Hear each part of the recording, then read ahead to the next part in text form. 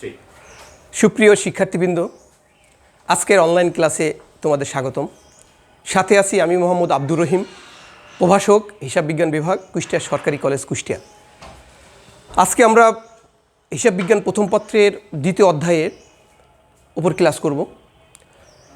আজকে আমাদের আলোচনার বিষয় হবে ব্যবসায়িক লেনদেন সমূহকে ডেবিট এবং ক্রেডিট বিশ্লেষণপূর্বক জাবেদাভুক্তকরণ, অর্থাৎ কিভাবে আমরা জাবেদা করব সেটা আজকে আমরা আলোচনা করব।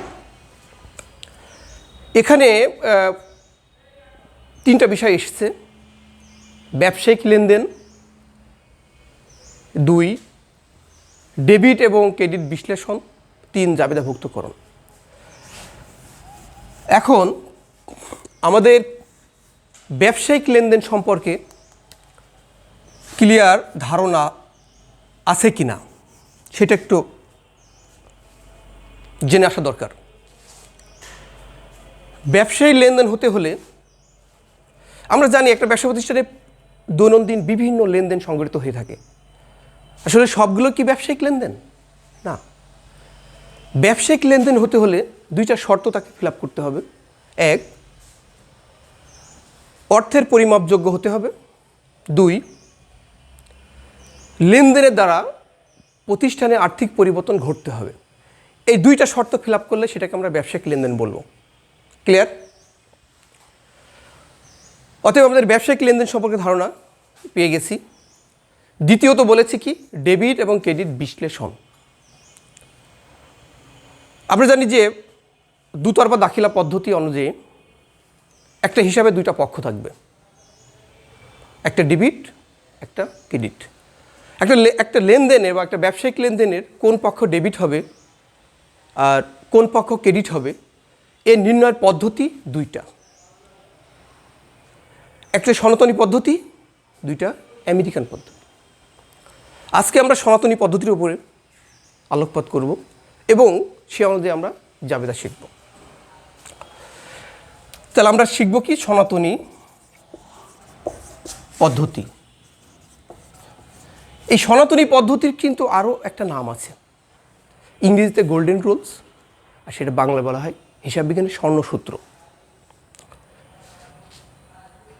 এই সনাতনী পদ্ধতিতে হিসাবকে 3টা ভাগে আমরা ভাগ করে ফেলব। ক, ব্যক্তিবাচক হিসাব। খ, সম্পত্তি বাচক হিসাব। গ, নামিক বা আয় ব্যয় বাচক হিসাব।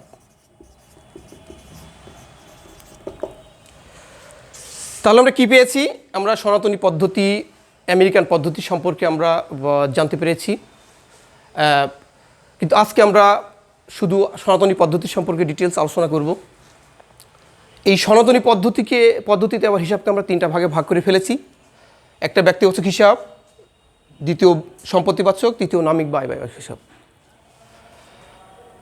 ব্যক্তিবাচক হিসাবটা কি? ব্যক্তি টু ব্যক্তি, প্রতিষ্ঠান থেকে প্রতিষ্ঠানে যে লেনদেন সম্পূর্ণ হয় তাকে ব্যক্তিবাচক হিসাব বলা হয়। আর এই ব্যক্তিবাচক হিসাবে গ্রহীতা ডেবিট এবং দাতা ক্রেডিট। অর্থাৎ ব্যবসায়িক লেনদেনের ফলে যে পক্ষ গ্রহণ করবে সে ডেবিট হবে, আর যে পক্ষ সুবিধা প্রদান করবে সেটা ক্রেডিট হবে। কেমন হিসাব, ঘটনা কেমন, একটু ডিটেলস আলোচনা করি। আমরা ধরে নিচ্ছি যে আজকে আমরা বিআরবি ক্যাবলসের হিসাব করছি। আমাদের প্রতিষ্ঠানের নাম হল BRB cables. BRB cables mister করিমকে নগদ 500 টাকা প্রদান করলেন।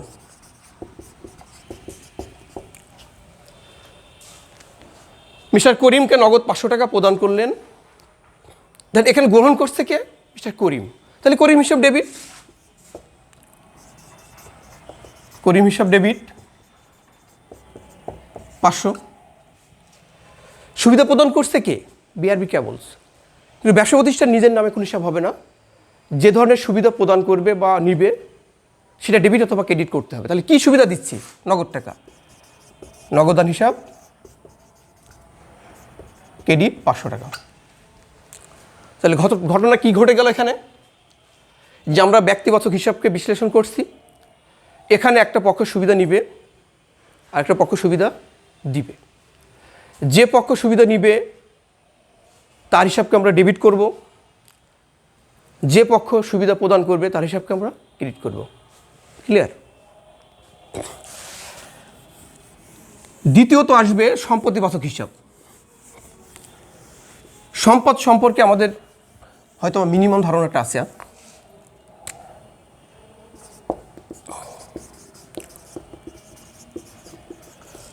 এই সম্পত্তিবাচক হিসাবে সম্পদ আসলে অথবা সম্পদ বৃদ্ধি পেলে, আমরা সম্পদ বৃদ্ধি পাওয়ার ঘটনা জানি যে আমার কাছে 100 টাকা আছে, আরও 100 টাকা আসলে আমার 200 টাকা হচ্ছে, এখানে আমার নগদ টাকা বৃদ্ধি পাচ্ছে। নগদ টাকা যে চলতি সম্পদ, তাহলে সম্পদ এখানে বৃদ্ধি পাচ্ছে। এই ধরনের ঘটনা ঘটলে, অর্থাৎ কি সব সম্পদ যদি বৃদ্ধি পায় তাহলে ওই সম্পদ ডেবিট হবে, আর সম্পদ যদি কোনো ঘটনাক্রমে হ্রাস ঘটে বা চলে যায় তার হিসাব ক্রেডিট হবে। ঘটনা কেমন? যন্ত্রপাতি ক্রয় করা হলো 1000 টাকা। তাহলে এখানে ঘটনা কি? নগদ টাকা এটা আমার সম্পদ, আবার যন্ত্রপাতি এটা আমার সম্পদ। আমি যন্ত্রপাতি ক্রয় করছি নগদ টাকার বিনিময়ে। তাহলে ঘটনা কি ঘটছে? আমার নগদ টাকা আসতেছে আর যন্ত্রপাতি আসতেছে, নগদ টাকা চলে যাচ্ছে। তাহলে এখানে আমি কি বলেছি? সূত্রে কি বলেছি? সম্পদ বৃদ্ধি পেলে ডেবিট, সম্পদ চলে গেলে ক্রেডিট। আমার কোন সম্পদ বৃদ্ধি পাচ্ছে? যন্ত্রপাতি। যন্ত্রপাতি হিসাব ডেবিট, ডেবিট 1000, নগদান হিসাব ক্রেডিট 1000 টাকা। বিষয়টা কি ক্লিয়ার হতে পারলাম? আমরা আবার শুরুতে একটু রিপিট করি। আজকে আলোচনা করছি আমরা হিসাব বিজ্ঞান ডেবিট এবং ক্রেডিট বিশ্লেষণের যে পদ্ধতিগুলো আছে। আমরা জানি 2টা পদ্ধতি আছে, সেটা সনাতনী এবং আমেরিকান। আমরা সনাতনী পদ্ধতি নিয়ে আজকে আলোচনা করছি। এই সনাতনী পদ্ধতিতে আমরা হিসাবকে 3 ভাগে বিভক্ত করে ফেলেছি। একটা ব্যক্তিবাচক, সম্পত্তিবাচক এবং নামিক হিসাব। আমরা সম্পত্তিবাচক হিসাব নিয়ে আলোচনা করছি। এখানে কি বলেছি? আমি বলেছি যদি সম্পদ বৃদ্ধি পায় তাহলে ডেবিট, আর সম্পদ হ্রাস বা চলে গেলে ক্রেডিট। তো এখানে একটা লেনদেনের কথা বলা হয়েছে যে যন্ত্রপাতি ক্রয় করা হলো 1000 টাকা।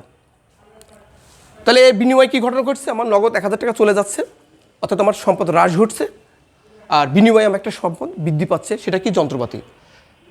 অর্থাৎ যেহেতু যন্ত্রপাতি বৃদ্ধি পাচ্ছে তার হিসাব ডেবিট হবে, আর নগদ টাকা যেহেতু চলে যাচ্ছে তার হিসাব কি? ক্রেডিট হবে। ক্লিয়ার? তৃতীয়ত কি? নামিক হিসাব। নামিক বা আয় ব্যয়বাচক হিসাব। নামিক বা আয় ব্যয় বাচক হিসাব। এখানে যাবতীয় খরচ, আয়, মুনাফা নিয়ে আলোচনা করা হবে। অর্থাৎ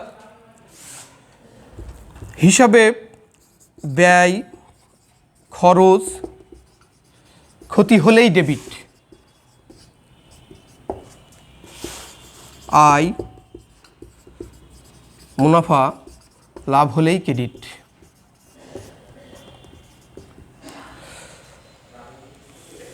আর ব্যবসায়িক লেনদেনের মাধ্যমে যদি আমরা বুঝতে পারি এটা দ্বারা খরচ হচ্ছে, তাহলে তার হিসাবে আমরা ডেবিট করব, আর মুনাফা হচ্ছে তার হিসাবে আমরা ক্রেডিট করব। কিভাবে? উদাহরণ দিয়ে একটু বুঝাই আসি।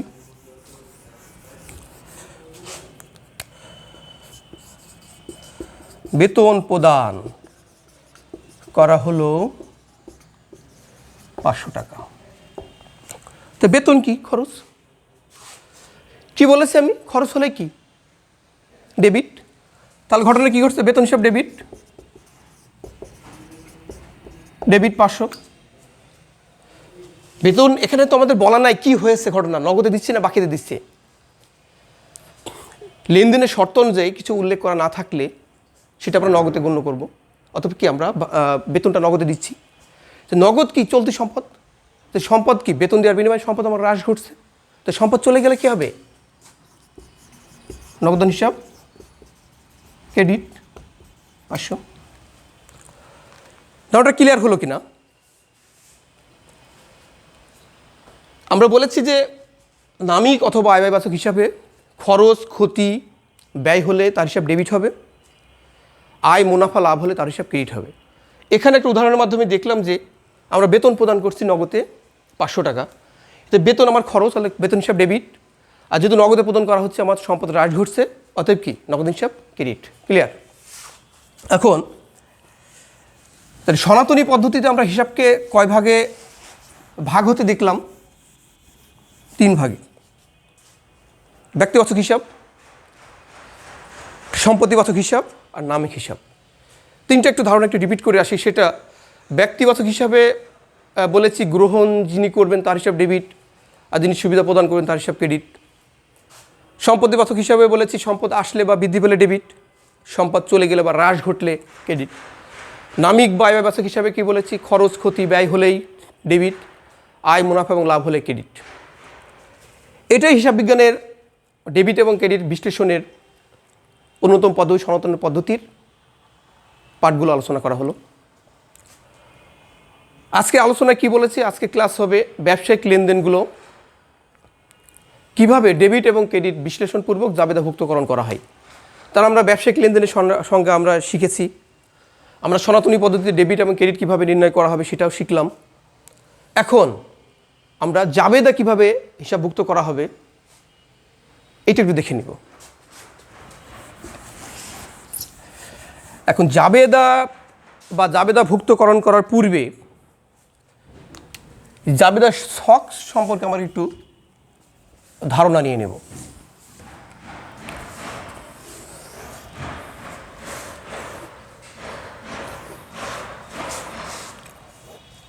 জাবেদার ছকের কি কলাম হবে? কয়টি? 5টি। অনেক সময় অ্যাডমিশনের প্রশ্নে এটা থাকে, জাবেদার ছক কয়টি। সেক্ষেত্রে আমরা দেখে আসি যে জাবেদার ছকে 5টি কলাম থাকে বা ঘর থাকে। তো হিসাবের শিরোনাম আজকে আমরা হিসাব করেছি কি? বিআরবি কেবলস, বিআরবি এর হিসাব বই, জাবেদা।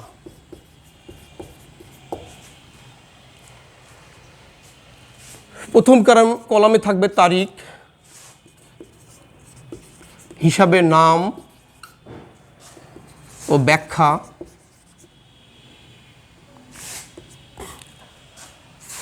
খতিয়ান পৃষ্ঠা,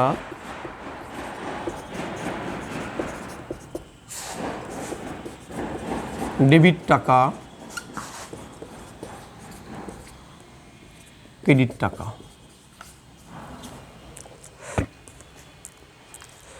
এটা মূলত জাবেদার ছক। এখানে ওপরে শিরোনাম থাকতে হবে এবং 5টা কলামে, প্রথম কলামে আমরা তারিখ, তারপর হিসাবে নাম ও ব্যাখ্যা লিখব, খতিয়ান পৃষ্ঠা দিব, ডেবিট টাকা ক্রেডিট টাকা। এখন কথা হচ্ছে যে ডেবিট টাকা এবং ক্রেডিট টাকা, তাহলে আমার লেনদেনকে ডেবিট এবং ক্রেডিট দুটা ভাগ করতে হবে। সে ভাগ করার ঘটনা অলরেডি আমরা শিখে এসেছি কোন পদ্ধতি, সনাতনী পদ্ধতিতে কোন আইটেমটি ডেবিট হবে, কোন আইটেমটি ক্রেডিট হবে, হিসাবের কোন পক্ষ ডেবিট হবে, কোন পক্ষ ক্রেডিট হবে, সে বিষয়ে আমাদের একটা ধারণা আমরা পেয়েছি। এখন যেহেতু জাবেদার ছক কেটেছি আমরা, জাবেদার সংজ্ঞা সম্পর্কে আমাকে ধারণা আছে কিনা সেটা হলো, ব্যবসায়ী লেনদেন সংঘটিত হওয়ার সাথে সাথে ডেবিট এবং ক্রেডিট বিশ্লেষণ করে প্রাথমিক অবস্থায় যে বইতে লিপিবদ্ধ করা হয় তাকে কি বলা হয়? জাবেদা। তাহলে ঘটনা কি? ডেবিট এবং ক্রেডিট বিশ্লেষণ অলরেডি আমরা সনাতনী পদ্ধতি শিখে এসেছি, ডেবিট এবং ক্রেডিট কীভাবে বিশ্লেষণ করতে হয়। অর্থাৎ একটা লেনদেনের কোন পক্ষ ডেবিট হবে কোন পক্ষ ক্রেডিট হবে এটা আইডেন্টিফাই করাটাই হচ্ছে ডেবিট ক্রেডিট বিশ্লেষণ। তো এই পর্যায়ে আমরা একটা লেনদেনকে কীভাবে ডেবিট ক্রেডিট বিশ্লেষণ করে জাবেদাভুক্তকরণ হয় সেটা আমরা একটু দেখে নেব।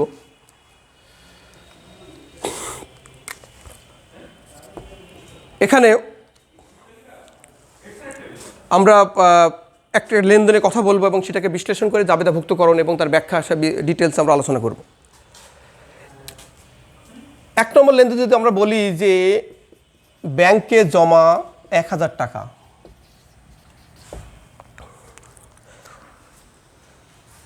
একটু আগে আমি আলোচনা করেছি যে হিসাবকে আমরা 3টা ভাগে ভাগ করে ফেলেছি। যেহেতু ব্যাংকে জমা 1000 টাকা, তাহলে ব্যাংক একটা প্রতিষ্ঠান, তাহলে কি ব্যক্তিগত হিসাব? তো টাকাটা গ্রহণ করছে কে? ব্যাংক। টাকা দিচ্ছে কে? BRB cables. বিআরবি কেবলস টাকা জমা করছে। হিসাবের ভিতরে যেহেতু বিআরবি কেবলসের হিসাবের ভিতরে বিআরবি কেবলসের নাম আমরা লিখতে পারবো না, কিন্তু বিআরবি কেবলস যে ধরনের লেনদেন করবে সেই লেনদেনের ঘটনাগুলো আমরা লিখব। তাহলে গ্রহণ করছে কি? ব্যাংক। তাহলে ব্যাংক হিসাব ডেবিট। 1 তারিখে ঘটনা ঘটেছে, তারিখ 1,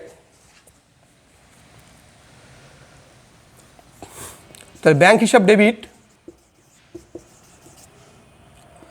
নগদান হিসাব ক্রেডিট।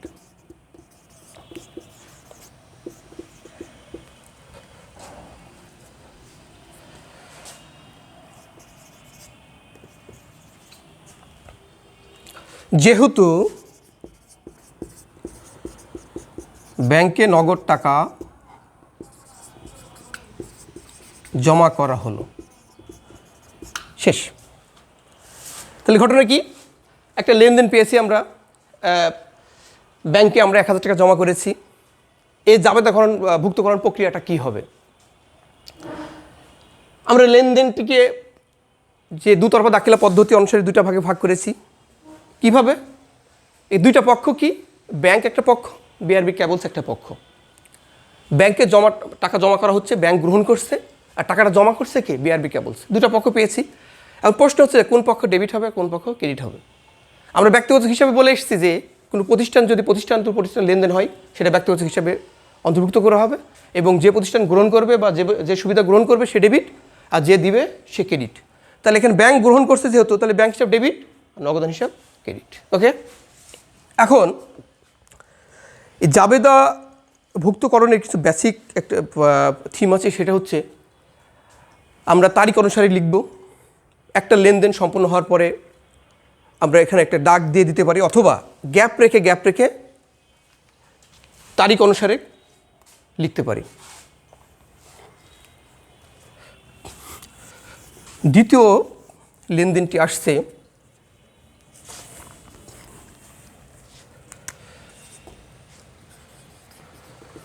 করিমকে বেতন প্রদান 500 টাকা। এটা কোন হিসাবের ভিত্তিতে পড়বে?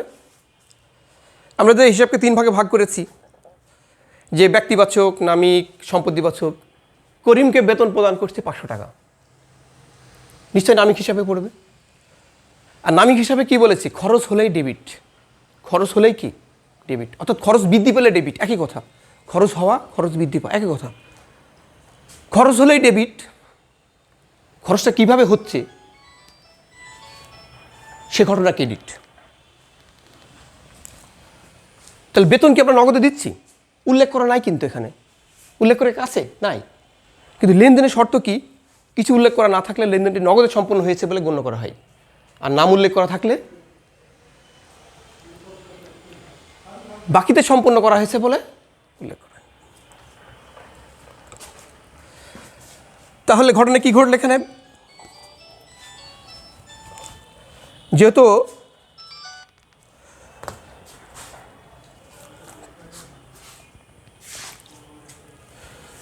বেতন প্রদান,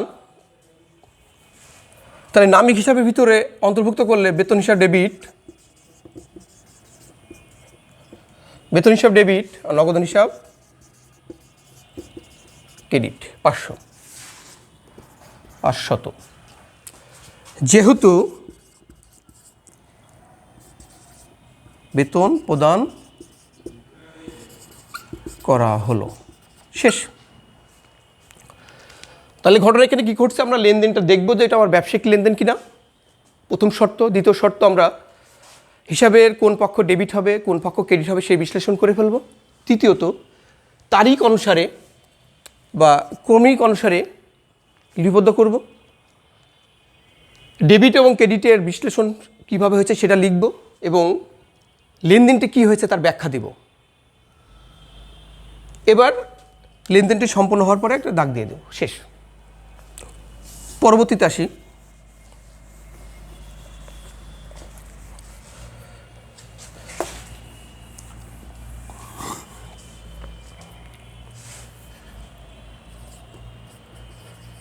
সেবা প্রদান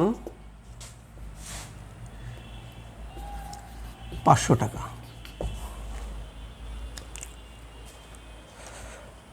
তাহলে সেবা প্রদান করলে কি হবে?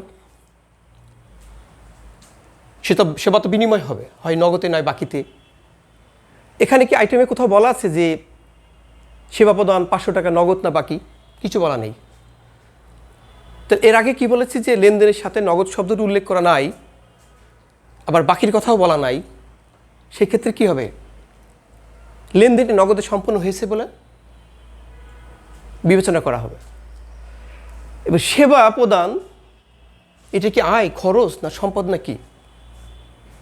নিশ্চয়ই এটা আয়। সেবা দিলে কি হয়? বিনিময়ে কিছু পাওয়া যায়, এটা আয়। তো এটা হিসাবে যে 3টা ভাগে আমরা ভাগ করেছি, কোন ভাগে পড়বে? নিশ্চয়ই নামিক হিসাবে। নামিক হিসাবে কি বলেছি? আয়, মুনাফা, লাভ হলেই কি? ক্রেডিট। তাহলে এখানে সেবা আয় কী হবে? ক্রেডিট। তো ডেবিট কে হবে? আমরা কি পাচ্ছি? নগদ টাকা। তো নগদ টাকা পাওয়ার ফলে কি আমার সম্পদ বৃদ্ধি পাচ্ছে না হ্রাস ঘটছে? সম্পদ বৃদ্ধি পাচ্ছে। তো এর আগে কি বলেছি আমি? সম্পদ বৃদ্ধি পেলে কি হবে? ডেবিট। নগদান হিসাব, সেবা আয়, ক্রেডিট। যেহেতু নগদে সেবা আয় পাওয়া গেল।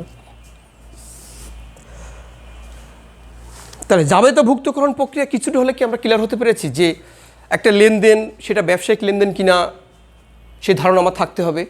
সেই ধারণা কিছুটা হলে আমরা জানতে পেরেছি একটা ব্যবসায়িক লেনদেন হতে হলে তো 2টা শর্ত পূরণ করতে হবে। এক, অর্থের পরিবর্তন ঘটতে হবে, প্রতিষ্ঠানের আর্থিক অবস্থার পরিবর্তন ঘটতে হবে, এবং লেনদেনটি অর্থের পরিমাপযোগ্য হতে হবে। দ্বিতীয়টি আমরা কি শিখেছি যে ব্যবসায়িক লেনদেন চিহ্নিত হওয়ার পরে সেখানে দুতরফা দাখিলা পদ্ধতি অনুসারে হিসাবের কোন পক্ষ ডেবিট হবে কোন পক্ষ ক্রেডিট হবে সেই বিশ্লেষণ করতে হবে। সেই বিশ্লেষণ করা আমরা শিখেছি কি পদ্ধতি? আজকে সনাতনী পদ্ধতির মাধ্যমে আলোচনা করেছি। আগামী ক্লাসে আমরা আমেরিকান পদ্ধতি নিয়ে আলোচনা করব। সনাতনী পদ্ধতিতে আমরা কি পেয়েছি? আমরা হিসাবকে 3টা ভাগে ভাগ করে ফেলেছি। বারবার আমি এটা রিপিট করছি যে এই জিনিসটা বোঝার দরকার আছে যে আমরা হিসাবকে 3টা ভাগে ভাগ করেছি: ব্যক্তিবাচক, সম্পত্তিবাচক এবং নামিক হিসাব। একটা ব্যবসায়িক লেনদেন কোন ভাগে পড়বে? সে ব্যক্তিবাচক হিসাবে না সম্পত্তিবাচক হিসাবে না নামিক হিসাবে, সেটা আমাকে আইডেন্টিফাই করা শিখতে হবে। আমরা সেটা কোন ভাগে পড়বে সেটা আমরা সেই ভাগ অনুযায়ী যদি নির্ধারণ করতে পারি বা ধরতে পারি, পরবর্তী স্টেপে কোন পক্ষ ডেবিট হবে কোন পক্ষ ক্রেডিট হবে সেটা আমরা বিশ্লেষণ করে করাটা আমাদের কাছে সহজ হবে। এবং ডেবিট এবং ক্রেডিট বিশ্লেষণ করার পরে তখন আমরা কি জাবেদা হিসাবভুক্ত করব। এই প্রক্রিয়াটাকে বলা হয় জাবেদাভুক্তকরণ। অর্থাৎ কি একটা ব্যবসায়িক লেনদেন সংঘটিত হওয়ার পরপরই তারিখ বা ক্রমিক অনুসারে ডেবিট এবং ক্রেডিট বিশ্লেষণ করে যে হিসাব বইতে লিপিবদ্ধ করা হবে সেটাই কি? জাবেদা। আর এই প্রক্রিয়াটা কী হবে? জাবেদাভুক্তকরণ প্রক্রিয়া। অবশ্য অবস্থায় আর কয়েকটি উদাহরণ আমরা একটু আলোচনা করে দেখি।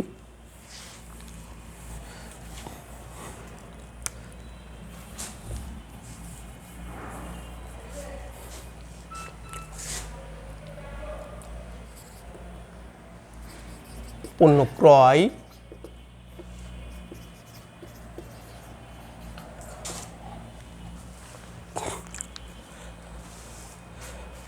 তাহলে 4 নম্বর আইটেম কী আসতেছে? পণ্য ক্রয় 1000 টাকা। তাহলে পণ্য ক্রয় করেছি আমরা হিসেব যে বেসিক রুলস 9, 10 আমরা শিখে এসেছি। যারা নন কমার্স থেকে এসছে তাদেরকে বিষয় জানতে হবে। সেটা পণ্যের নামে কোনো হিসাব হয় না, পণ্যের নামে কোনো হিসাবভুক্ত বা হিসাব লেখা যাবে না। তাহলে যেহেতু পণ্য ক্রয় 1000 টাকা, থেকে এটা কী হচ্ছে? পণ্য ক্রয় করলে কী হয়? খরচ হয়। তাহলে ক্রয় হিসাব কী হবে?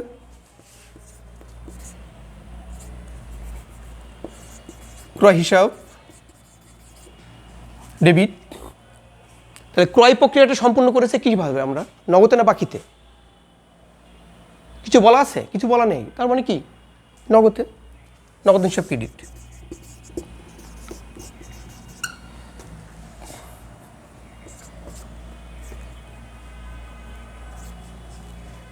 যেহেতু নগদ টাকায় পণ্য ক্রয় করা হলো, শেষ। তার বিষয়টা কিছুটা ধারণা পাওয়া গেছে যে জাবেদাভুক্তকরণ প্রক্রিয়া খুব জটিল কিছু না। আমরা ব্যবসায়িক লেনদেনগুলো আইডেন্টিফাই করব, তার কোন পক্ষ ডেবিট হবে কোন পক্ষ ক্রেডিট হবে সে বিষয়ে আমাদের ধারণা থাকতে হবে। ফাইনালি আমরা ডেবিট এবং ক্রেডিট বিশ্লেষণ করে যে ছকে উপস্থাপন করবো সেটাই কি জাবেদাভুক্তকরণ প্রক্রিয়া, অর্থাৎ কি জাবেদা। আজকে আমাদের এই বিষয় নিয়ে আমাদের আলোচনার বেসিক যে আলোচনা ছিল এই বিষয়ের উপরে, এর পাশাপাশি আমরা কিছু উদাহরণকে আমরা অ্যাপ্লাই করা শিখেছি কীভাবে জাবেদাভুক্তকরণ করা হবে। এখন এই ব্যবসা প্রতিষ্ঠানের যে লেনদেনগুলো সম্পন্ন হচ্ছে, একটা প্রশ্ন থেকে যায় যে এটা বারবার আমরা ক্লাসে এটা বোঝানোর চেষ্টা করি যে কৃত্রিম ব্যক্তিসত্তা, যে এখানে বিআরবি নাম লিখছি অথচ পণ্য ক্রয় করেছে বিআরবি কেবলস, ভিতরে কেন বিআরবি কেবলসের নাম লিখছি না, বা একটা প্রতিষ্ঠান কেন আমরা কৃত্রিম ব্যক্তিসত্তা বলে থাকি, এই ঘটনাটা কি?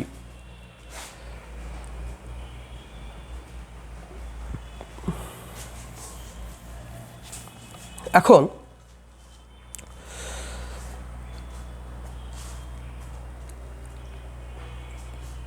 হিসাব বিজ্ঞানে কিছু নীতি আছে। এই নীতিগুলো তোমরা একাদশের প্রথম পত্রের প্রথম অধ্যায়ে থিওরিটিক্যাল আকারে সব দেওয়া আছে। তোমরা একটু রিডিং পড়ে বোঝার চেষ্টা করবা।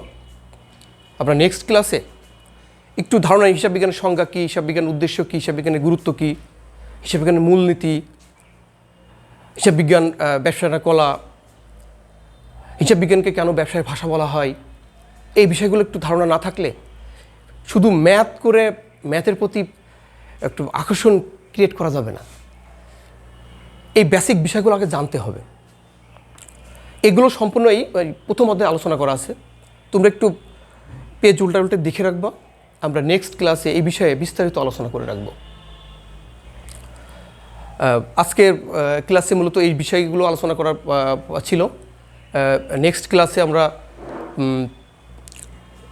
হিসাব বিজ্ঞানের ডেবিট ব্যবসা লেনদেনের ডেবিট এবং ক্রেডিট বিশ্লেষণের আমেরিকান নিয়মটা নিয়ে আমরা আলোচনা করব, এবং সেখানে কীভাবে জাবেদাভুক্তকরণ করা হবে এবং জাবেদা থেকে কীভাবে খতিয়ান করা হবে, খতিয়ান থেকে কীভাবে রেওয়ামেল করা হবে, এই বিষয়টা আলোচনা করব।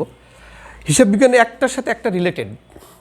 তুমি যদি জাবেদা ঠিকমতো করতে না পারো খতিয়ান বুঝবে না, খতিয়ান ঠিকমতো না পারলে রেওয়ামেল পারা যাবে না, রেওয়ামেল ঠিকমতো না বুঝলে যখন আর্থিক অবস্থার বিবরণী চূড়ান্ত হিসাব করা হবে তখন এই বিষয়গুলো একটু পেইন হবে যে আমি জাবেদাই তো ক্লিয়ার বুঝি না, এখানে কী করে বুঝবো। তাই হিসাব বিজ্ঞানের নেক্সট চ্যাপ্টারগুলো পরিপূর্ণভাবে করার জন্য তোমাকে জাবেদা খুব যত্ন সহকারে শিখতে হবে। এখানে গ্যাপ রাখা মানে কি, পরবর্তী স্টেপগুলো তোমার গ্যাপ থেকেই যাবে। আর এখানে ভালো কিছু করতে হলে তোমাকে ওই যে হিসাবে যে দুটা পক্ষ, কোন পক্ষ ডেবিট হবে এবং কোন পক্ষ ক্রেডিট হবে, এটা বিশ্লেষণ করতে যে ধরনের দক্ষতা লাগে সেটা পরিপূর্ণভাবে তোমাকে অর্জন করতে হবে। তাহলে তুমি দেখবা যে হিসাব বিজ্ঞানের পরবর্তী স্টেপগুলো, যে পরবর্তী হিসাবগুলো আমার আসবে, যে নগদান বই আসবে, আমার খতিয়ান আসবে, তখন এগুলো খুব ইজি মনে হবে তোমার কাছে। তো ঠিক আছে, আজকের ক্লাসে বেসিক বিষয়গুলো এই ছিল। নেক্সট ক্লাসের জন্য তোমাদের যে কিছু বিষয় আমি বলে দিয়েছি সেই বিষয়গুলো একটু দেখে রাখবা। সেটা প্রথম অধ্যায়ে কিছু থিওরি দেখতে বলেছি, তারপরে আমি যে আজকে বিষয়গুলো আলোচনা করলাম যে ডেবিট এবং ক্রেডিট বিশ্লেষণ এবং আমেরিকান পদ্ধতি কী হবে, এটা দ্বিতীয় অধ্যায়ে একেবারে স্টেপ বাই স্টেপ দেওয়া আছে। যে কোনো রাইটারের বই এগুলো বেসিক বিষয়গুলো আলোচনা করা আছে। তোমরা একটু দেখে রাখবা, দেখে রাখলে তোমাদের জন্য সুবিধা হবে এবং আমার আলোচনা করার সুবিধা হবে, বা আমি যেগুলো বলছি সহজে তুমি এটা অ্যাকসেপ্ট করতে পারবা যে এই বিষয়গুলো জেনে রেখো। আমি সামনে ক্লাসে ইনশাল্লাহ আমরা এই বিষয়গুলো আরও ডিটেলস আলোচনা করব। আল্লাহ হাফেজ।